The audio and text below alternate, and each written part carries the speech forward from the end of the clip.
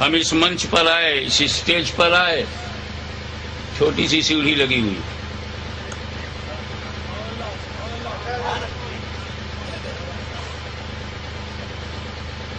کچھ لوگ شاعر اسلام کو نظر پیش کر رہے تھے، بیچارے یہیں رکھ کر چلے گئے، اوپر نہیں آ پائے، سیڑھی نہیں ہے. دیکھو یہاں وسیلہ نہیں تھا تو اوپر نہیں آئے، تو جہاں وسیلہ نہیں. اور ایک بات وسیلے میں اور سمجھو، جتنا اوپر جانا ہو ویسے ہی مضبوط وسیلہ بھی ہو. آپ کو 15 مالے پہ جانا ہے تو سیڑھی سے مت جانا، 15 فلور پہ جانا تو لفٹ کا وسیلہ لو. اگر سیڑھی سے جائے گا تو کاندھے پر اترے گا، بلڈ پریشر ہوگا، ہارٹ اٹیک ہوگا، برین ہیمریج ہوگا اور کندھے پہ نکلے گا. اور اوپر جانا ہو ہیلی کاپٹر کا وسیلہ لو، لفٹ سے کام نہیں چلے گا. اور اوپر جانا ہوتا بوئنگ کا وسیلہ لو، اور اوپر جانا ہے ایئر بس کا وسیلہ لو، اور اوپر جانا ہے جمبو جیٹ کا وسیلہ. 200 میل تک آکسیجن ہے، ہوا ہے، پون ہے، اس کے اوپر کیا ہے؟ اسپوٹنک کا وسیلہ لو. چاند پر جانے کا پروگرام ہے، راکٹ کا وسیلہ. کیا مطلب؟ جتنا اوپر جانا ہو ہے اسی حساب سے مضبوط وسیلہ بھی ہو. اب ایک خان صاحب بامبو گاڑ کے اوپر جا رہے، اب کہاں تک جانے کا ارادہ ہے؟ بولے 10,000 فیٹ اوپر جاؤں گا. ارے میں نے کہا اتر جاؤ، ٹوٹ جائے گا بانس، اکھڑ جائے گی سانس. ابھی 10,000 اوپر جانا ہے تو ہوائی جہاز کا وسیلہ لو. تو میرے خدا سے زیادہ کوئی بلند و برتر نہیں. توجہ، میرے خدا سے زیادہ کوئی بلند و برتر نہیں، اور وسیلوں میں میرے نبی سے زیادہ کوئی مضبوط تر نہیں.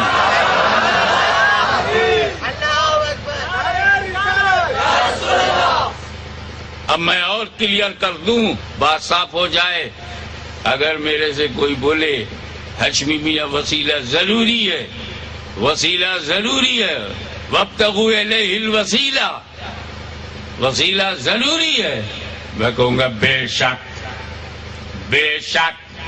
اور ایک بولا وسیلہ ضروری نہیں ہے، میں بولا بے شک، بے شک. آپ لوگوں کو ہو گیا شک، یہ دونوں کیسے بے شک؟ آج کیا کھا لیا ہاشمی میاں نے؟ وسیلہ ضروری ہے بے شک، وسیلہ ضروری نہیں ہے بے شک، دونوں صحیح ہے. ہاں بھائیو غور کرو نا بھائی. ہمیں اس اسٹیج پر آنے کے لیے سیڑھی کا وسیلہ چاہیے، گھر کی چھت پر جانے کے لیے سیڑھی کا وسیلہ چاہیے. لیکن اگر چھت پر سے کسی کو پھینک دو تو نیچے آنے کے لیے وسیلے کی کیا ضرورت؟ اگر ہوائی جہاز کا کوئی پیسنجر کسی ایئر ہوسٹس سے بدتمیزی کرے تو وہ دروازہ کھول کے 27,000 فیٹ سے نیچے پھینکوا لے اور دروازہ بند کر لے، اور نیچے جا رہا ہے اور ایک جنات ہے، میں ہیلپ یو، اب نیچے جا رہے میں پہنچا دوں، شٹ اپ. نیچے جانے میں کسی کی کیا ضرورت؟ اوپر جانے میں چاہیے ضرورت. تو اب اگر کوئی بندہ کہتا وسیلہ ضروری ہے، ضروری ہے، میں سمجھ گیا نیچے سے اوپر جا رہا. اور کوئی بولا وسیلہ ضروری نہیں ہے، ضروری نہیں، میں سمجھ گیا اوپر سے نیچے جا رہا. اپنے علاقے کی زبان بول لوں، اونچ کے لیے وسیلہ ہے، نیچ کے لیے وسیلہ نہیں. مل نہیں سکتا خدا ان کا وسیلہ چھوڑ کر، غیر ممکن ہے کہ چڑھیے چھت پہ زینہ چھوڑ کر. اور وہ تفسیر جو سب سے بڑی تفسیر ہوتی ہے جسے تفسیر القرآن بالقرآن کہتے ہیں، قرآن کی تفسیر قرآن سے. آئیے اب اس طرف توجہ دیں. اہدنا الصراط المستقیم، اے اللہ ہمیں سیدھے راستے پر چلا، صراط مستقیم پہ چلا. کیا ہے صراط صراط مستقیم؟ ارشاد ہوتا ہے صراط الذین انعمت علیہم. وہ صراط، وہ راستہ وہ ہے جس پر رب کا انعام ہے. انعمت علیہم، کیا شاندار پہچان. سیدھا راستہ وہ ہے جس پر اللہ کا انعام ہے. اب پہچاننے کے لیے یہ سیدھا راستہ ہے کہ نہیں، سیدھا ہے کہ غلط ہے، کیا طریقہ ہے، انعام ہے کہ نہیں، یہ بات کلیئر ہو گئی. قرآن سے اہدنا الصراط المستقیم، صراط کے بارے میں ارشاد ہوتا ہے صراط الذین انعمت علیہم. جس سیدھے راستے پر تجھے چلنا ہے اس کی پہچان یہ کہ اس پر انعام ہے. اب یہ نہیں معلوم کس پر انعام ہے، یہ بھی قرآن نے کلیئر کر دیا. انعم اللہ علیہم من النبیین والصدیقین والشہداء والصالحین. انعام ہے نبیین پر، انعام ہے صدیقین پر، انعام ہے شہداء پر، انعام ہے صالحین پر. اور جس پر انعام ہے وہی صراط مستقیم ہے. تو نبیین صراط مستقیم ہے، صدیقین صراط مستقیم ہے، شہداء صراط مستقیم ہے، صالحین صراط مستقیم ہے. میں نام لے کے کہوں انعام ہے نبی کریم صلی اللہ علیہ وسلم پر، انعام ہے صدیق اکبر پر، انعام ہے مولا علی پر، انعام ہے امام حسن پر، انعام ہے امام حسین پر. انعام اللہ کا ہے. امام زین العابدین پر انعام ہے، امام محمد باقر پر انعام ہے، امام جعفر صادق پر انعام ہے، امام موسیٰ کاظم پر انعام ہے، امام حسن عسکری پر انعام ہے، غوث اعظم پر انعام. اور جس پر انعام وہی ہے صراط مستقیم. تو صدیق اکبر صراط مستقیم، فاروق اعظم صراط مستقیم، عثمان غنی صراط مستقیم، علی مرتضی صراط مستقیم، علی مرتضی صراط مستقیم، حسن مجتبی صراط مستقیم، شہید کربلا صراط مستقیم، غوث اعظم صراط مستقیم، غریب نواز صراط مستقیم، قطب الاقطاب صراط مستقیم، گنج شکر صراط مستقیم، محبوب الہی صراط مستقیم، چراغ دہلوی صراط مستقیم، آئین ہند صراط مستقیم، بندہ نواز گیسو دراز صراط مستقیم، حضرت مخدوم علاؤالدین انصاری صراط مستقیم، غوث اعظم صراط مستقیم. اگر کوئی پوچھے کہ علاؤالدین انصاری کی نگر میں غوث اعظم کا جشن منایا تھا تو بول دینا نہیں، وہ صرف جشن غوث اعظم نہیں تھا، وہ جشن صراط مستقیم.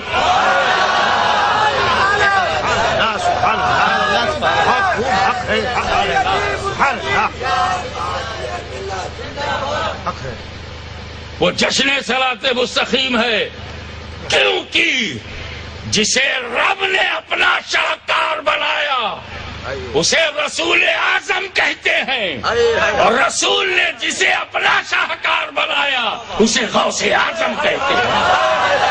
بہت اچھے، بہت اچھے. میں آپ کو بتاؤں، اچھی طرح سے سمجھ جاؤ. ایگریکلچر، زراعت، کھیتی باڑی، دو چیزیں بڑی اہم ہیں کلٹیویشن کے لیے، ایگریکلچرل ڈیولپمنٹ کے لیے.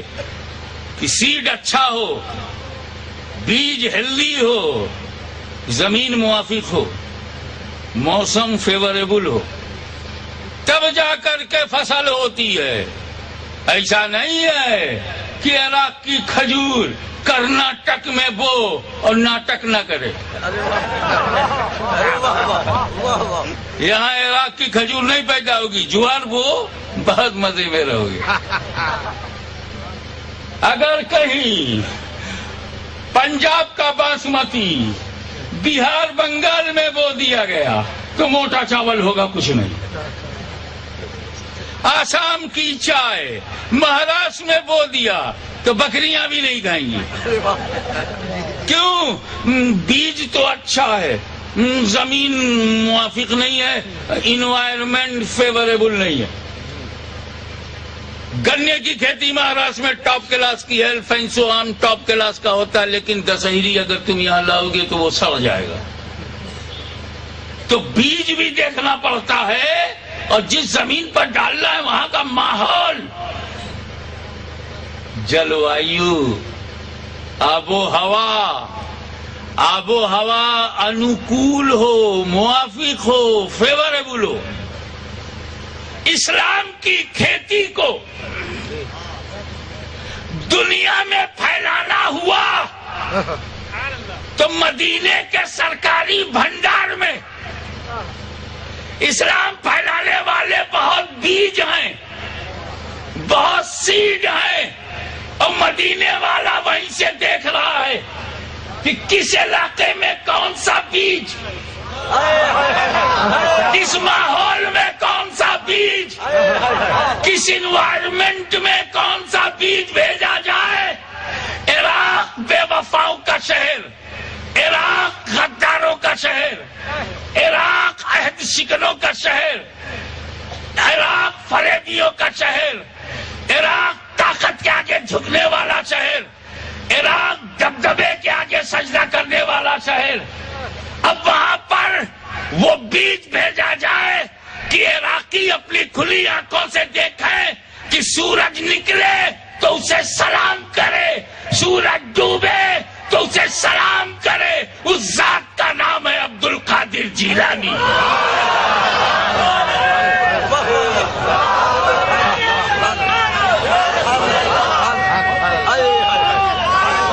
مظہر قدرت خدا، مظہر قدرت خدا بن کر غوث اعظم چمکے تو ان کا روحانی دبدبا ایسا قائم ہوا کہ کوئی نیک چور نہیں بنتا تھا، چور ہی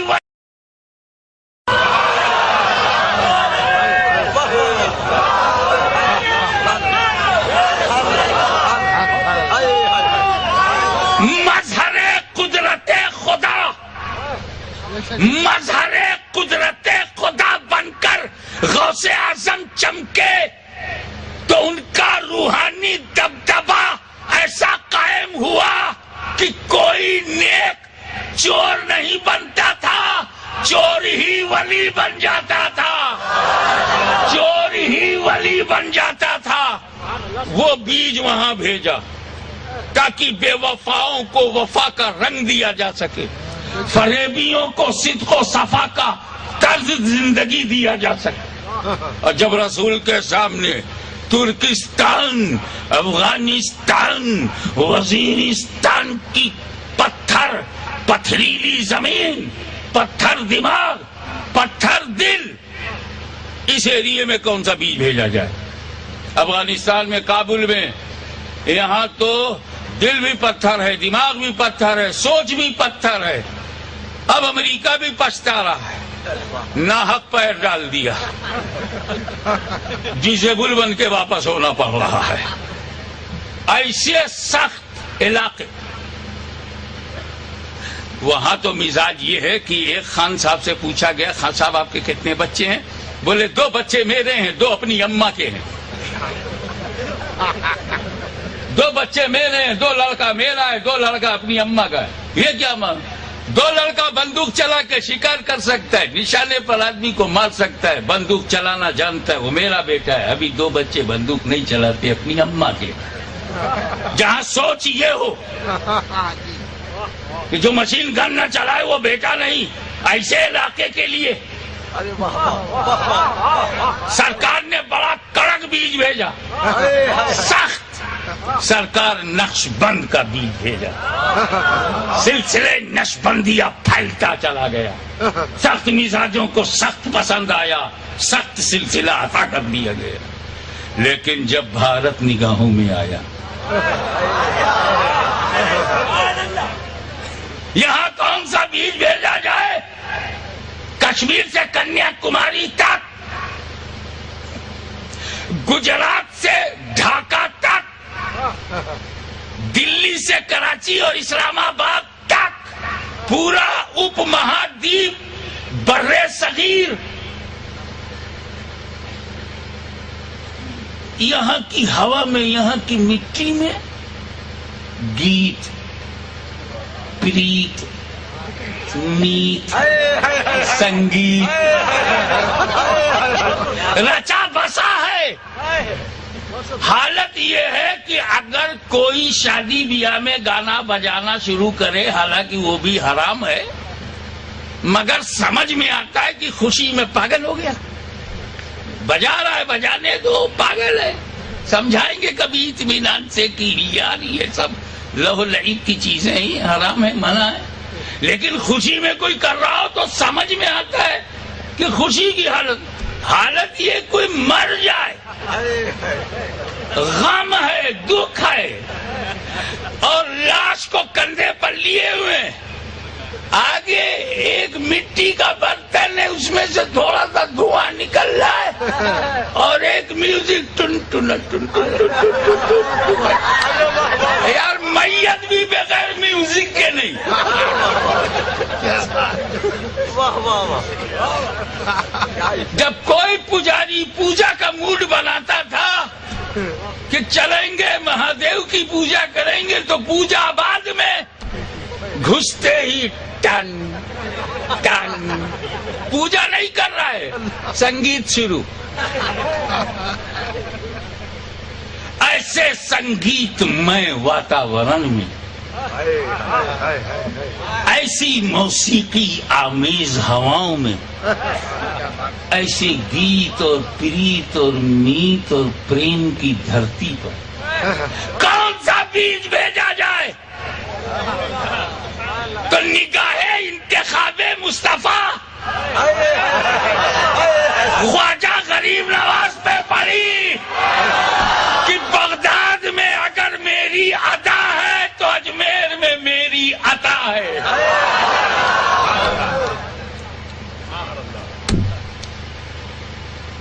اور خواجہ صاحب آئے،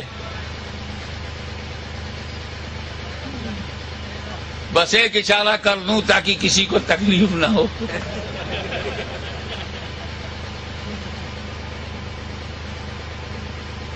آلات موسیقی کا وجود شہوانی کیفیات کو بڑھانے، حرام کے جذبات کو ابھارنے، نچا نچا کر حرام کاریوں کی طرف مائل کرنے کے لیے آلات کا وجود تھا۔ جیسے یونانی فلسفہ الہاد کو پھیلانے کے لیے وجود میں آیا، لیکن امام غزالی نے اس الہادی فلسفے کو اسلام کا خادم بنا دیا۔ بہت اچھے، بہت اچھا، بہت اچھے۔ غریب نواز کے زمانے میں جو شہوانی کیفیت کو بڑھانے کے لیے آلات بنے تھے، ان کو عشق رسول اور عشق الہی کا رنگ دے کر دین کا خادم بنا دیا۔ یہی وجہ ہے کہ سلسلے چشت اہل بہشت کا بیج پھلتا پھولتا رہا، پھلتا پھولتا رہا۔ تو میں یہ عرض کرنا چاہتا ہوں کہ جس علاقے میں جیسا ماحول تھا اسی حساب سے بھیجا گیا۔ کسی کو چوہان پہ غرور تھا تو حبیب رحمان بھیجا گیا، کسی کو اپنے عالم پر غرور تھا تو غوث اعظم بھیجا گیا۔ آئیے ایک مرید کی سچی عقیدت کا ایک واقعہ سنیے۔ عجب ٹائپ کا مرد تھا، عجب ٹائپ کا تھا۔ 35 ملکوں میں گیا ہوں، کہیں ویسا نہیں ملا۔ 5 بر اعظم میں ہو آیا ہوں، مگر ویسا ابھی تک مجھے کہیں نہیں ملا۔ وہ بیٹھ گیا گیٹ پر، اے اللہ، پیر ڈھونڈتے ڈھونڈتے پیر ڈھونڈتے ڈھونڈتے میں تھک گیا ہوں، اب اللہ تو ہی بھیج دے۔ کیسے؟ میں گیٹ پر بیٹھ جاتا ہوں، جو پہلا آدمی آئے گا اسی سے مرید ہو جاؤں گا، نہ دیکھوں گا آؤ، نہ دیکھوں گا تاؤ، نہ پوچھوں گا بھاؤ۔ جو first person will arrive on the gate, I will be مرید of him۔ اس سوچ کے بیٹھ گیا، نیت کر لی، اللہ پیر بھیج دے، اللہ پیر بھیج دے، جو آئے گا اسے مرید ہو جاؤں گا۔ اسی وقت تھوڑی دیر کے بعد ایک چور آیا، اس نے اس کا پیر پکڑ لیا، تو میرا پیر ہے، تو میرا پیر ہے، تو مجھے مرید بنا، تو مجھے مرید بنا۔ اور وہ چور سوچ رہا یہ کہاں سے گرے کر آ گیا، ٹائم کھوٹی کر رہا ہے۔ چھوڑ میرا پیر، میں گنہگار ہوں، میں بدکار ہوں، میں سیاکار ہوں، کاجو ہوں، میرا رب سے وعدہ ہے، اللہ سے وعدہ کی جو پہلا آدمی پہلے آپ ہی ہیں۔ اس نے دیکھا اگر یہ بات نہیں چھوڑے گا تو جو میرا پلان ہے چوری کرنے کا وہ تو رہ جائے گا، 3-4 گھنٹہ پکڑے رہے گا، ٹائم ہی خراب ہو جائے گا۔ کہا تو میرے کو پیر سمجھتا ہے؟ ہاں۔ حکم مانے گا؟ ہاں۔ میرا پیر چھوڑ، وعدہ کرو۔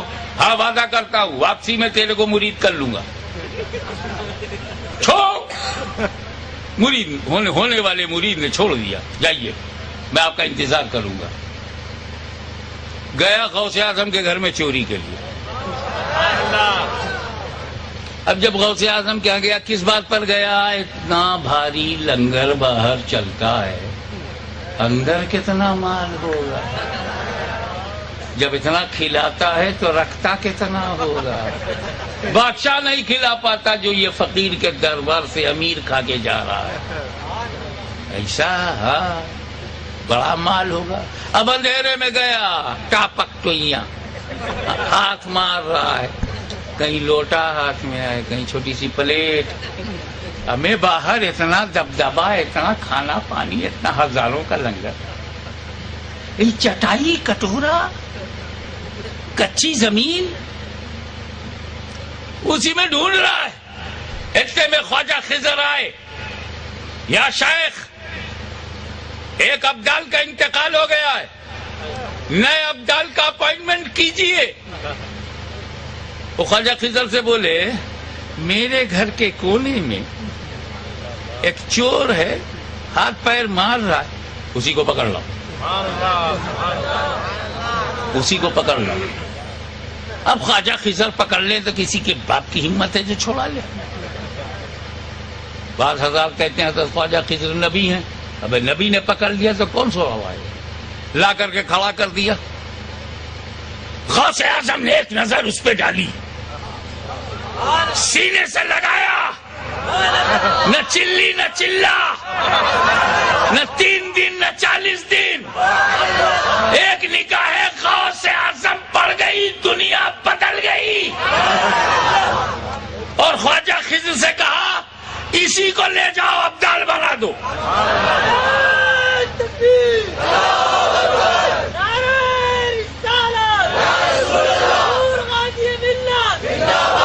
اسی کو لے جاؤ اور اسی کا اپوائنٹمنٹ کر دو۔ جب وہ 10 بوسی کر کے واپس جانے لگا تو غوث اعظم نے کہا رک، وہ جو گیٹ پر بیٹھا انتظار کر رہا ہے اسے مرید کر لینا۔ تو کبھی کبھی مرید اتنا سچا ہوتا ہے کہ پیر کا درجہ بلند ہو جاتا ہے۔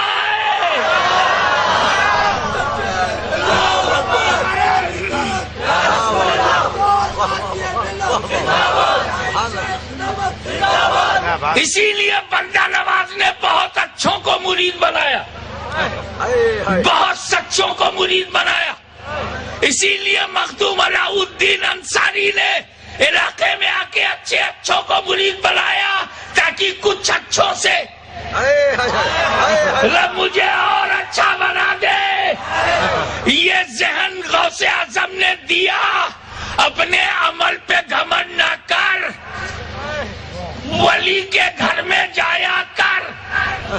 ہمیں جب چوری کی نیت سے جانے والا ولی ہو سکتا ہے تو محبت کا پھول لے جانے والا۔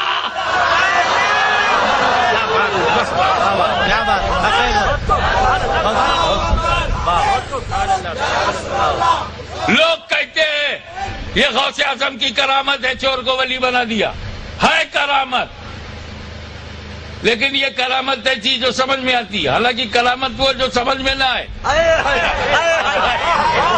مگر یہ کرامت میری سمجھ میں آ گئی۔ ایک بات بتاؤ، گھڑا سمجھتے ہو؟ گھڑا، اس میں پانی اور ہاتھ ڈالو گے کیا ملے گا؟ ہاں؟ اور اگر اس گھڑے میں شہد ہو تو ہاتھ ڈالو گے کیا ملے گا؟ اور اگر گھڑے میں دودھ ہو اور ہاتھ مارو گے تو کیا ملے گا؟ تو جب غوث اعظم کے گھر میں ولایت ہے تو چور ہار مار دے گا تو کیا ملے گا؟ جب غوث اعظم کے گھر میں ولایت ہے اور ہاتھ مارے گا تو کیا ملے گا؟ ہمیں جب ہاتھ مارنے والوں کو ولایت مل جاتی ہے تو دل دینے والوں کو کیا کیا ملتا ہوگا؟